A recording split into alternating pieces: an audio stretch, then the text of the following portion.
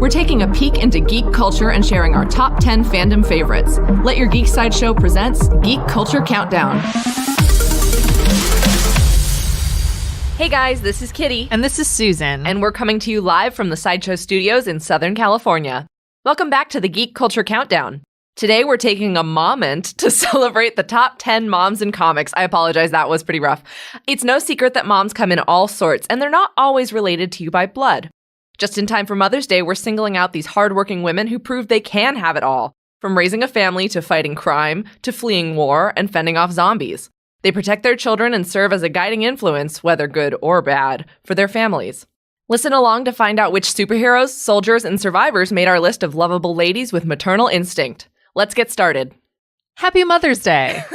Well, I think this podcast will be going up just a little bit before that, but we can't. It doesn't hurt to spend extra days that's true. Wishing moms Happy Mother's Day. Not that you are a mom. Neither are you. Neither of us are moms unless you count fur babies.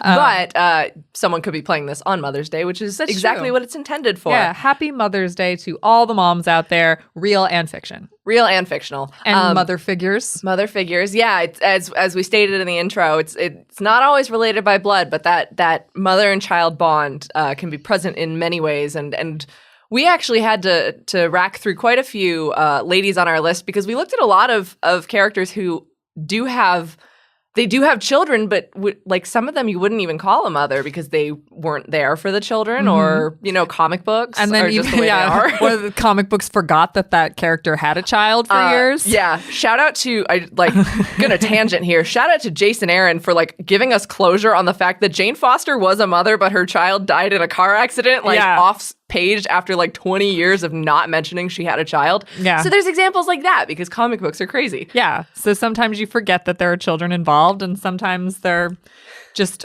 around, or on the third reboot they don't have the child anymore. Yeah, exactly. But we think we actually piled together a pretty good list of significant mother figures, and some of them aren't the best influences, but the impact that they had in their stories is very important. Exactly. So let's just get started with number 10. Number 10 is actually a pretty new mother to comics when we look at the list. Number 10 is Jessica Drew. Jessica Drew, aka Spider-Woman, is the mother to a son called Jerry. Now, this is a really awesome example of there was a whole part of the storyline, who's the father? And it turns out it's no one. Jessica just was in a relationship where she decided that the next step in her life was that she was going to be a mother. That's what she wanted. And before she could bring it up with her partner, that relationship ended. So Jessica went to a sperm bank. So really... it's not no one, but it's not no one, but it's unknowable to her and to her son, Jerry. Now, Jerry did come out with similar powers to his mom, including super strength enough to throw Captain Marvel against a wall. And he does have a tendency to climb walls and perch on the ceiling, like you do as an infant. So this is just kind of a really awesome example of how a single mother decides to have a family and she doesn't necessarily need anyone else to do it. But she does hire the porcupine to be Jerry's nanny. And after Hobgoblin attacks the porcupine and he has a near-death experience, he kind of realizes he's in love with Jessica. So currently, Jessica and Roger, the porcupine, which is weird because now I think of a spider and a porcupine raising a child. But it just so now they're raising Jerry together. So it's kind of cool. Jerry's still around on Earth 616 as Spider-Woman's son, and it's pretty cool because he gets to interact with all of her amazing superhero besties, including Carol Danvers. Yeah, that's one of the things I love is that especially with the superhero characters who do decide to have children, it's really it takes a village to. Oh yeah. I mean, we'll get to it later in the podcast, but one of my favorite spreads of all time from New Avengers was who's going to be the nanny of Luke Cage and Jessica Jones's daughter. Yeah, that's so much fun. All right, so number 9 on our list, we're actually jumping from Marvel and DC because that's the main fare for our podcast, but we're actually taking a trip over to Image Comics. From Robert Kirkman and Tony Moore's The Walking Dead, Lori Grimes is number 9 on our list. She is the mother of Carl and Judith Grimes and wife of Rick Grimes. Coral. And we can't say that she had an easy job being a mother in the zombie apocalypse, but she always remained extremely protective of her children throughout her time in the series before she died. And unfortunately, she wasn't always faithful to Rick, as we know, but that didn't stop her from being a mother to her children. She balanced, of course, her survival instinct with her maternal instinct. Can we talk about how she has to give, like, basically a silent childbirth? Like, I can't even imagine the circumstances under which she had to, like, have Judith in that world. I mean, it was kind of brutal to read in the comics, but what happened after Judith was born is a lot more brutal. And I really apologize for the pun that I came up with for this one. If you thought moment was bad, this one's bad. So, of course, she had to protect her daughter and her young son from the dangers of the outside world. And she cared for her children up until the moment of her death when she was shot in the back while she was carrying her daughter. As she fell, she also crushed her daughter. So talk about a smothering mother.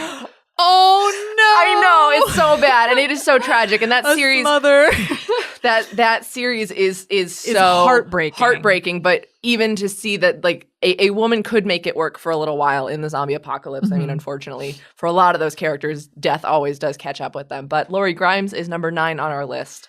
Now, number 8 on our list is an example of just because someone is a mother does not mean that they do everything right.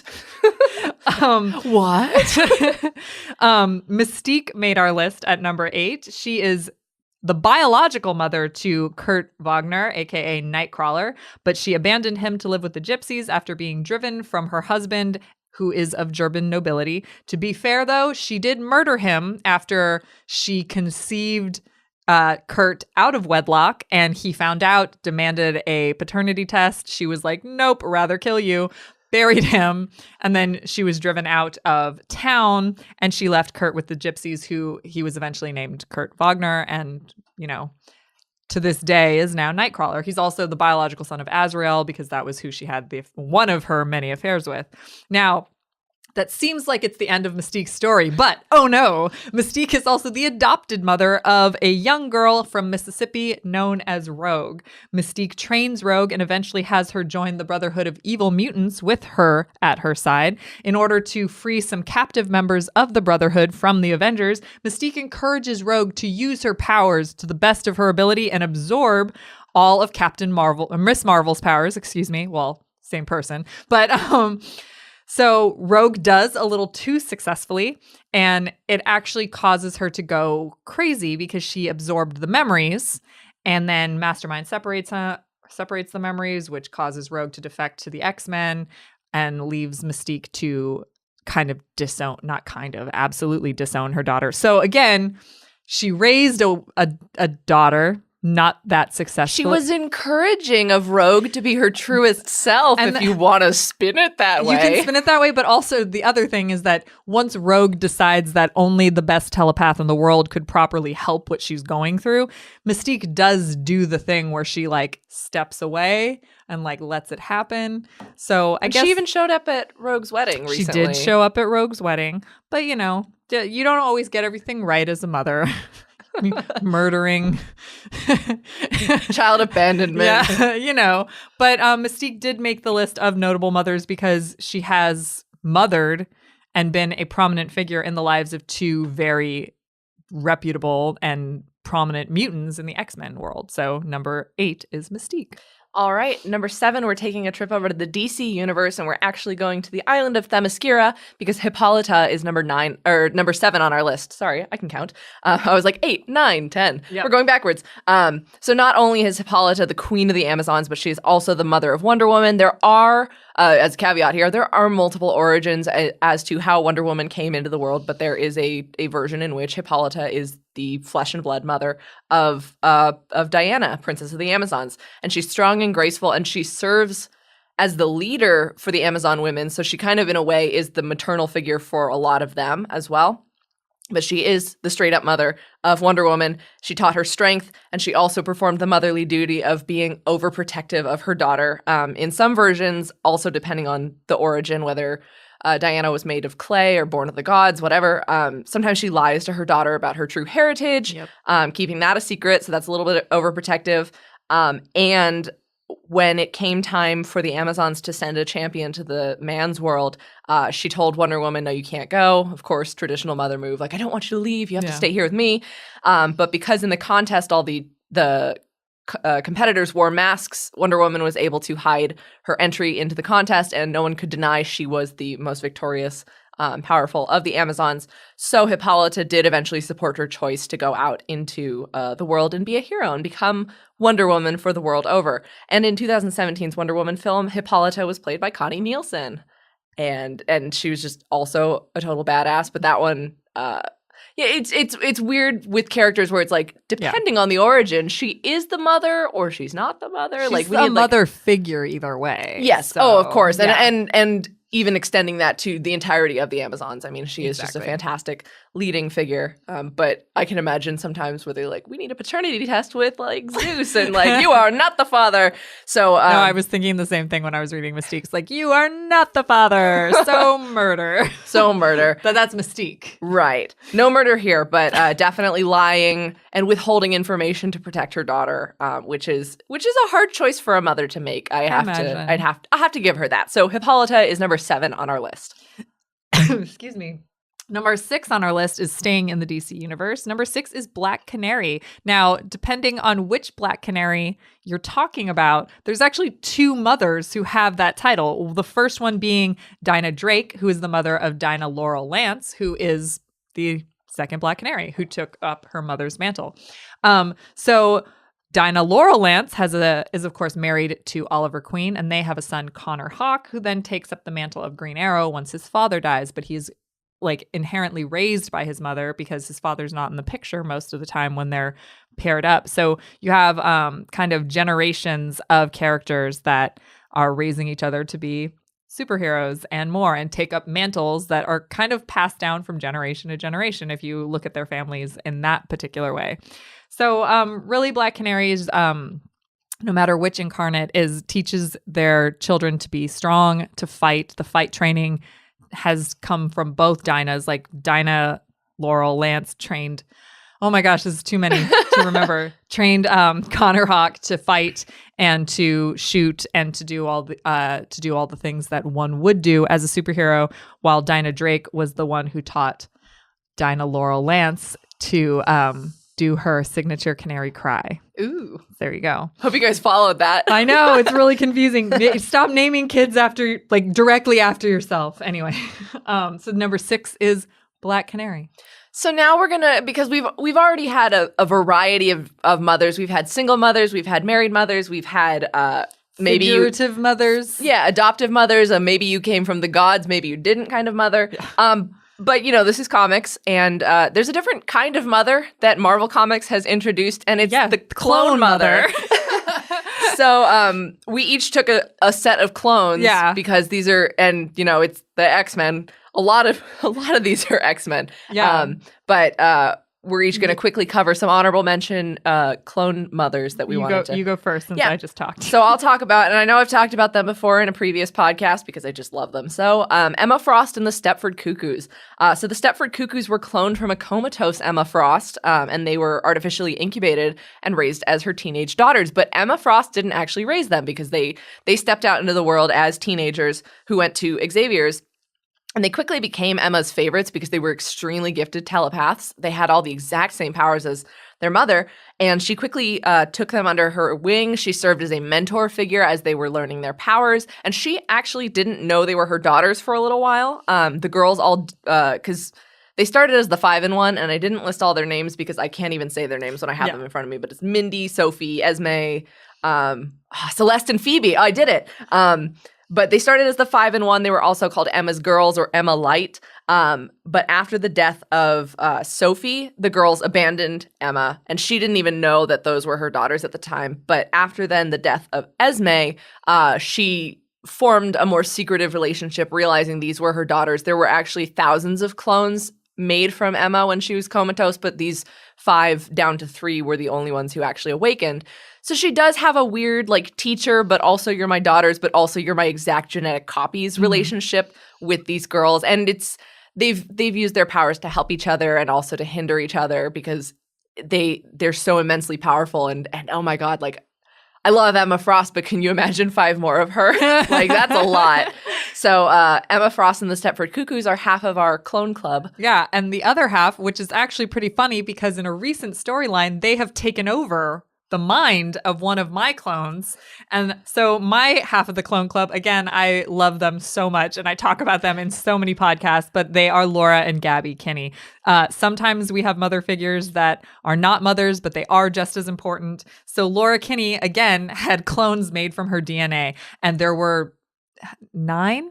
I think so. Yeah. The sisters. The sisters, they were just called the sisters. And like the Cuckoos, 9 of them survived, but then afterwards they just kind of started dropping off in the all-new Wolverine comic book. The one of them that survived past the 9, and there is only one, I think, right now, and that is Gabby Kinney, aka the Honey Badger. Creator Tom Taylor has said that Gabby represents the best of Laura and what Laura could have been if she had been raised in a proper upbringing, because as you know, Laura was now she's the biological daughter of Wolverine and Sarah Kinney, but she was raised in an assassin environment and taught to kill. So Gabby was 2 at first, but Gabby was rescued by Laura at a much younger age, and she helped show Laura a different world that Laura could have been a part of, one with weird cakes and pancakes and silly photos. Gabby has so much personality. Laura and Gabby might be clone sisters, but Laura is raising Gabby to be fierce and strong, so we wanted to make sure that Laura was also acknowledged as a mother. And so all of these characters together form the hashtag Clone Club. In Marvel Comics, we didn't come up with that name. That is a genuine thing. Yeah. You can check that out in the X-23. It was in the X-23. It was in X-23. It was something Gabby actually said to the Stepford Cuckoos, and they say hashtag Clone Club and fist bump. So, I mean, if you ever find yourself unexpectedly with clones, you may be forced to take on a mothering role to them. But jumping out of the honorable mention, we're back to the countdown. Number 5 on our list is Susan Storm. So Susan Storm, that's a lot of S's. Her mothering tendencies didn't just begin with her children. As a member of Marvel's first family, she took on a maternal role first for her younger brother, Johnny Storm, when their father went to prison after the death of their mother. And then, of course, she took on the role as the main female character in the Fantastic Four. And as a member of the Fantastic Four, she eventually married Reed Richards and had 2 children, Franklin and Valeria. Who X-23 is their babysitter, by the way. So she has experience. I love how many superheroes have to call up each other to babysit. I just wanted to add that really quickly. And so, oh my gosh, I tried to come up with the best way to explain. Franklin's pretty straightforward, but Valeria has like one of the most convoluted introductions to comics ever. So as a mother, Sue Storm had to deal with her toddler son manifesting beyond Omega level mutant abilities as a child. He can warp reality, and he is like extremely like scary smart. And then one time while X-23 was babysitting, he warped them out to the side of the Baxter building, and then all of a sudden she like has to like stick her claws into the side of the building really quickly, and then he's like ha, and then like warps them back.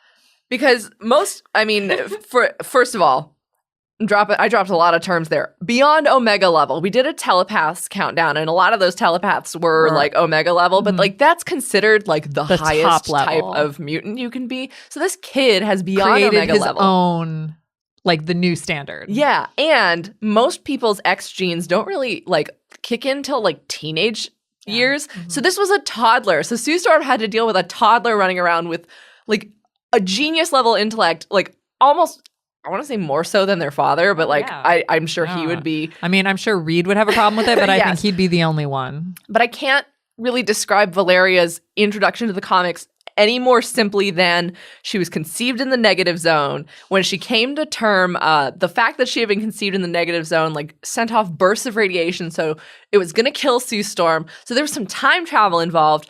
And then eventually, once they like got the mother and child to a stable point, Dr. Doom had to deliver the baby. And so like you gotta feel for Sue Storm. Like she's been through so much. She's been a mother to her brother. She's been a mother figure for the Fantastic Four, and then she's got like the 2 craziest kids in the Marvel universe.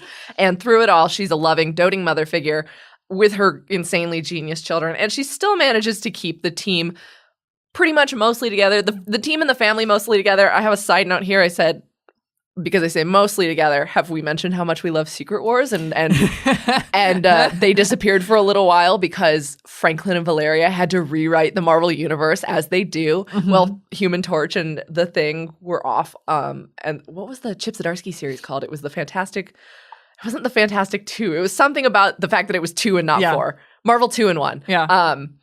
Yeah, but the team is back together again, and Sue Storm is the mother figure. But she's like...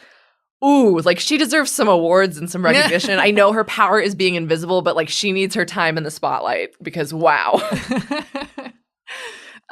Okay, so number 4 on the list is probably the best possible example of a mother who's not actually any sort of mother.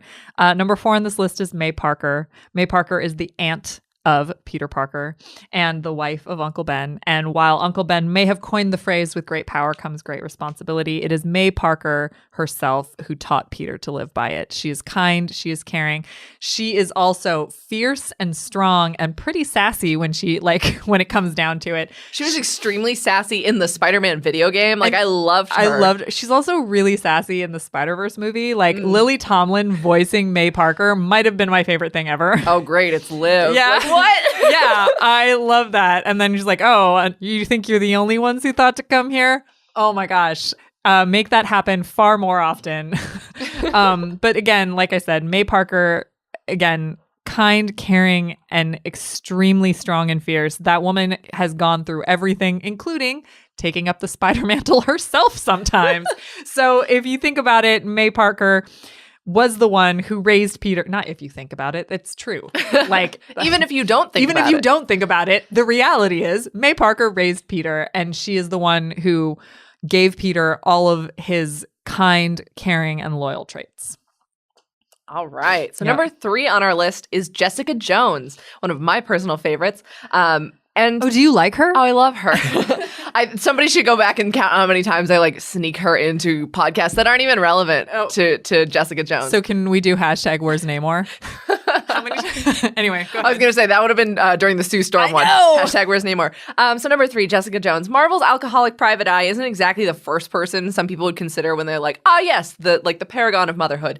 But believe it or not, during her 18-year publication history as a character who has existed, she's been a loving mother for the majority of the time. I think about 14 years is, even though her kid is still like 3 or 4 based on comics time. Yeah. Mumbo jumbo. She has been a mother for about 14 years of her publication history. She is a co-parent with Luke Cage, and now they're actually married. But their daughter was born after a one-night stand, and she moved on to Scott Lang. Luke Cage was with somebody else, but she found out she was pregnant, and she's like, it's not Ant-Man's. So she broke it off with Scott Lang and went and admitted to Luke Cage her feelings and the fact that she was pregnant with his child, and they were like, all right, new chapter, let's do this. And so they have a daughter named Danielle. She's named after Danny Rand, and she has been protected from gossip hounds at the Daily Bugle when she was born because Jessica was working for them and may or may not have promised the Bugle like the exclusive story on her super baby. But when it came time and Jessica was having the child on the floor of the Sanctum Sanctorum, she was like, tell the Bugle to get out of my face. She had to deal with protecting Danielle from Skrull imposters during Secret Invasion. She actually accidentally left Danielle in the care of Skrull Jarvis, and they had to go and get her back. That actually happened with Jessica Drew, too. Skrull Jarvis? Or no, it's not Skrull Jarvis, but Jerry was born during the Skrull invasion. Oh, my God. All right, Skrulls, get out of here. And then most recently and most heartbreakingly, in my opinion, she's had to protect her daughter from her own past. In the recent years, both at the tail end of the Brian Michael Bendis series and then a more recent series, she had to fend off the Purple Man who recognized Danielle as Jessica's new weakness because he couldn't get to her directly anymore. So in the Bendis series, he mind-controlled Danielle briefly to talk through the girl, and Jessica... One of my favorite things she's ever done was she was like, that is 5 minutes that my toddler's not going to remember, but she's never going to get those 5 minutes of her childhood back. So we're going out for ice cream and she can have all the sprinkles she wants. And I was like, oh my God. And then most recently, which was actually just, I think the trade paperback is out like in a week, Purple Daughter by Kelly Thompson and Mattia Eulis. It's an Italian name, and I forgive my pronunciation. She had to confront her fears when Danielle temporarily turned purple and represented like all of her greatest fears. But she decided that more than her trauma and her past, she loved her daughter, and her daughter was the step forward from that. And of course, the purple was only temporary, but it was like a really, really like gut punch story to see how much Jessica like believes in her daughter and how much she loves her. And yeah, Danielle is Jessica's main soft spot, even though she's like completely turned her back on most of the rest of the world. So it's one of those really cool relationships where she's like, I hate everyone except for this tiny child that I made. So yeah, I mean, that more or less her words, but Jessica Jones is number 3 on our list. Number 2 on our list is, I feel like some characters are just meant to be mothers, and Martha Kent is one of them. Martha! I was going to say, we were going to make a joke about how all the mothers on this list are named Martha. And then all the superheroes would be related, and that's the common universe that they all live in. The Marthaverse. The Marthaverse. So Martha Kent, how many people would really take a baby that they found in a spaceship in their field and raise it as their own to be good and kind and loyal and caring? Like, those are all traits that come from Martha herself. Clark Kent might be a noble, loving man on his own because of Martha, and his powers might be, this is like, oh, you'll be proud of me. Listen to what I wrote. His powers, enhanced by Earth's yellow sun, might make him into Superman, but it is Martha Kent that made him a Superman. Aww. So number 2 on our list is Martha Kent. Martha. Yeah, I wish we had remembered the joke, because that was I was laughing way too hard. We did make that joke, and we did think it was really funny. Like, we totally have to make this joke. So I'm gonna pretend that everyone is laughing. Ha ha ha. You guys think we're really funny. All right. So number 1 on our list, we're jumping back to Image Comics. And you have to kind of think, who's left? Yeah, who's left after we've covered all of these mothers? It's not Scarlet Witch. Sorry. It's not any number of other characters we could have included. We're jumping back to Image Comics for Saga. This is Alana, who doesn't have a last name, so I'm just going to call her Alana from Saga. From Brian K. Vaughan and Fiona Staples' epic space opera Saga, Alana is many things. She's a runaway soldier, she's a Landfallian traitor, and perhaps the most devoted mother in the galaxy. But what really, really gives Alana the top spot on our list is probably the fact that, unlike a lot of these other characters where we see them through the lens of their comic, yes, and however the writers choose to tell that story, but in Saga, we are constantly visited by the narration of her daughter, Hazel, who is recounting the story. It starts with Hazel being born in the most disgusting of fashions, and it just doesn't stop from there. It's really cool, the fact that we get to see Alana's life narrated by her daughter, who recognizes that her mother, I'll say a human for the purposes of saying, like, she's only human, but she's an alien from another race that is very humanoid. But we see her whole life in all of its gritty and gory and gut-wrenching detail. She was reckless enough to conceive a cross-species daughter with her husband, Marco, in a war zone. And she had the courage to fight for the survival of Hazel against all odds, against bounty hunters, alien monsters, and her old army regiment. Her motherly love and fierce devotion to her family is one of the strongest aspects of Saga. If you're listening to this and you haven't read Saga, you might be one of the few Saga. people on the planet, but you need to read it. They're coming out with a compendium, because they've done collected trades, which are some of the best. They've done hardcovers, which collect a few of the trades in one, but they're doing a compendium, which is issues 1 through 52, all in one volume. And that's about half the series. They said, the creators said they're going to run for about another 50 issues or so. So it'll be another hardcover set. And right now they're still on hiatus, so you can catch all up. Yeah, they're on hiatus. Before they come back. I think through the end of this year, which is Saga is one of the most dependably published books that I can tell time by Saga releases, but they're on hiatus right now. But still, especially for a character like Alana, she doesn't always make the right choices. She makes some absolutely horrible choices throughout her time, but she is she's incredibly human. She's incredibly fallible. We get this nice view from Hazel that isn't, my mother was the best, or like, I didn't know my mother kind of thing. It is like, my mother was another person, but these are the things she did for me and for my family. And the narration just always shows that there's just so much love in that family. And that's really core of Saga, which is why we had to put Alana. And we don't get to recognize characters that aren't Marvel and DC very often. Yeah, so this was a cool chance to do that. And also, she's the mother on this list that's the most human, in spite of, being an alien, because she's the one that her daughter and the people around her recognize her as fallible, but recognize her as also doing the best that she can. She's not like put on any sort of pedestal. She's not like charged with, raising a superhuman baby when she's merely mortal. Like there's a lot of very relatable things if you are an actual mother to Alana. And she's so and there's times where she doubts the fact that she's a good mother. Like she's terrified. There's a story arc where she gets addicted to drugs. There's a story arc where she gets that weird like the television thing was, where she gets like a job doing like soap opera kind of stuff just to try to and all the while she has to try to keep the family off the radar because she has wings, her husband has horns, and their two planets are at war, and they have a cross-species baby who has wings and horns. And it's this beautiful epic story. She's just doing the best she can. She's trying. Yeah. Oh, but yeah, Saga is an amazing space opera. And I think then blowing the scope up of like being a mother in the middle of an intergalactic war, like that's gotta make it harder for you. Yeah, totally. So that is number one on our list. There was no other choice. There was no other choice. In fact, that was the thing we agreed on first, where we were like, it doesn't matter what the rest of the list is because Alana's number one. But I really do like this list because we do get to show a wide variety of mothers, mother figures, and #CloneClub. So to recap our list, honorable mention goes to #CloneClub from Marvel Comics.